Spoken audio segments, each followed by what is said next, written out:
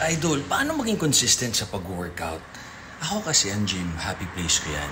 Pagkagising ko, empty stomach, inom lang ako ng coffee or pag may budget, yung kill switch or madness ng mutant, tas creatine ng mutant or ng NutraPure, tas collagen ng NutraPure, and then workout na ako, so hindi ako nag-break ng fast.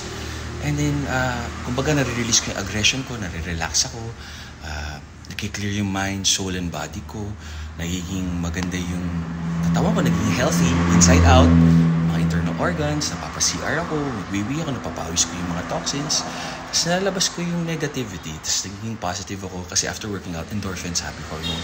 Yung iba naman ayaw mag-isa, gusto may kasama, may gym partner, so hanapin mo kung ano yung bagay sa'yo. Ako kasi gusto ko mag-isa. Minsan kami dalawa lang ni Mrs. Yung iba gusto marami, grupo, para na-challenge, para masaya, para hindi boring. So do what works for you. Tama kayo, mali ako, I'm not your doctor. Happy, healthy guys. God bless.